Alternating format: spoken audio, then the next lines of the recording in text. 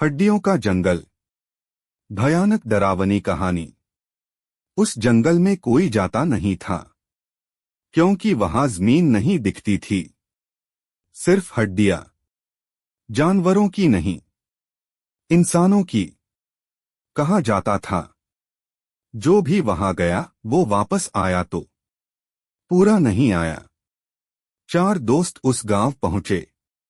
उन्होंने उस जंगल के बारे में सुना।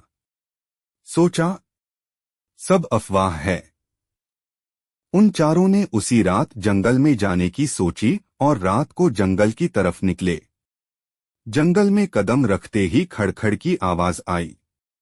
नीचे देखा, जमीन पर बिखरी थीं हजारों हड्डियां, कुछ टूटी हुई, कुछ ताजा। तभी किसी ने पीछे से फुसफुसाया, मेरी हड्डी वापस कर दो। हड्डियां जिंदा थीं। अचानक एक खोपड़ी लुढ़कती हुई आई और एक दोस्त के पैरों से टकराई। खोपड़ी की आंखों के गड्ढों से काला धुआं निकला और फिर हड्डियां अपने आप जुड़ने लगीं। रीढ़, पसलियां, हाथ, सब मिलकर एक अधूरा शरीर बन गया। उसने कहा, तुम 4 हो, पर मेरी हड्डियां अभी भी अधूरी हैं। पहला दोस्त विक्रम भागने लगा, लेकिन जमीन से हड्डियों के हाथ निकले और उसके पैरों को जकड़ लिया। उसकी चीख पूरे जंगल में गूंजी। अगले ही पल विक्रम का शरीर टूटकर हड्डियों में बदल गया। अब जमीन पर एक ढेर और बढ़ गई। दूसरा दोस्त साहिल कांपते हुए बोला, माफ कर दो, हमें छोड़ दो। हड्डियों की आवाज आई, पूरा होना है। एक पसली हवा में उड़ी और साहिल के सीने में घुस गई। वो वहीं गिर पड़ा।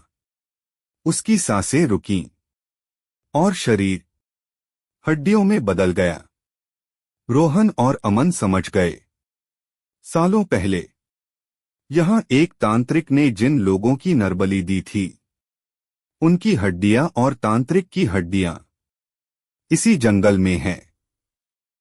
उनकी आत्माएं यहीं फंस गई और अब वो आत्माएं अपना शरीर पूरा करने के लिए नए इंसान ढूंढती हैं।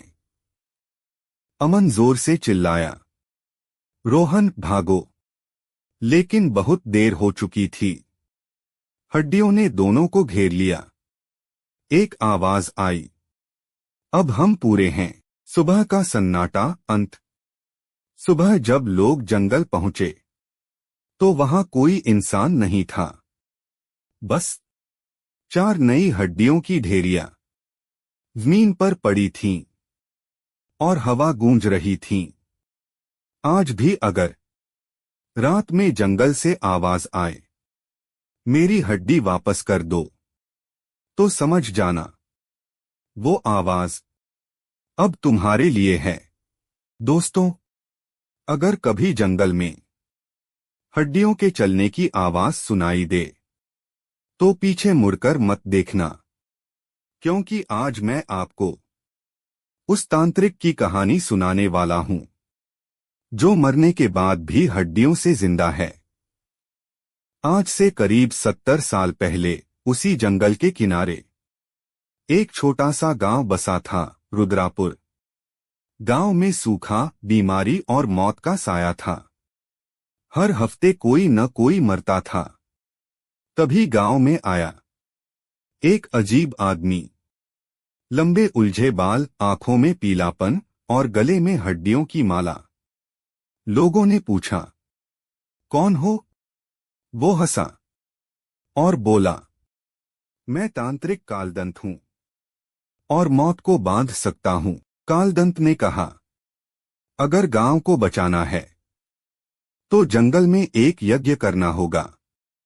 गांव वाले डर गए, पर भूख और बीमारी से मरने का डर ज्यादा था। पहली रात एक जानवर की बलि दी गई। दूसरी रात 2 जानवर, तीसरी रात कालदंत बोला, अब इंसानी हड्डियों की जरूरत है। पहली नरबली। एक बेसहारा आदमी जिसका कोई नहीं था, उसे जंगल ले जाया गया। आधी रात तांत्रिक ने मंत्र पढ़े, आग जली और एक ही बार में उसकी रीढ़ की हड्डी निकाल ली। जंगल में पहली बार इंसानी चीख गूंजी। उसकी हड्डियां जमीन में दबा दी गईं और तभी हवा रुक गई। हड्डियों का जंगल बनना शुरू हो गया। एक एक करके लोग गायब होने लगे। कालदंत कहता, देवी मां खुश हो रही हैं। असल में वो अमरता चाहता था। हर बलि के बाद वो एक हड्डी अपने शरीर में मंत्र से जोड़ लेता। उसका शरीर इंसान का नहीं रहा, वो हड्डियों का ढांचा बनता जा रहा था। सच सामने आया। एक रात गांव का लड़का तांत्रिक के पीछे गया। उसने देखा जंगल की जमीन पूरी हड्डियों से भरी थी। कुछ हड्डियां हिल रही थीं। तभी जमीन से आवाज आई, हमें पूरा कर। लड़का चीखा। गांव वालों को सच पता चला। तांत्रिक का अंत या शुरुआत? गांव वालों ने कालदंत को पकड़ लिया। उसे उसी जंगल में जिंदा जला दिया गया। मरते वक्त वो हंसा और बोला, मेरी हड्डियां इस जंगल में रहेंगी और जब तक आखिरी हड्डी पूरी नहीं होगी मैं मरूंगा नहीं। उसकी राख हड्डियों में मिल गई। कालदंत को जलाए जाने के बाद गांव वालों ने सोचा सब खत्म हो गया, लेकिन वे भूल गए थे हड्डियां कभी नहीं मरती। जलने के तीसरे दिन जंगल से बदबू आने लगी। जब लोग देखने गए तो देखा कालदंत की जली हुई खोपड़ी अब भी मुस्कुरा रही थी। उसकी आंखों के गड्ढों से काली मिट्टी बह रही थी। और उसी रात पहली लाश मिली। नई बलि। लाश पूरी नहीं थी। उसके शरीर से रीढ़ की हड्डी गायब थी। गांव के बुजुर्ग कांप उठे। वो वापस आ रहा है। उस रात जंगल में आग नहीं जली, हवा नहीं चली। बस एक आवाज आती रही, मेरी हड्डी, मुझे मेरी हड्डी दे दो। इस बाली के बाद जंगल की सारी हड्डियां जाग गई। धीरे धीरे जंगल में दबी हड्डियां जमीन से बाहर आने लगीं। पेड़ों के नीचे खोपड़ियां लटकने लगीं। कुछ हड्डियां इंसानों के पीछे पीछे चलती थीं। जो मुड़कर देख ले वो वहीं जम जाता। सुबह वहां सिर्फ एक नई हड्डियों की ढेरी मिलती। एक दिन गांव का पुजारी मंत्र लेकर जंगल गया। उसने देखा हजारों हड्डियां मिलकर एक विशाल आकृति बना रही थीं। बीच में खड़ा था कालदंत, पूरा शरीर नहीं, सिर्फ हड्डियों का राजा।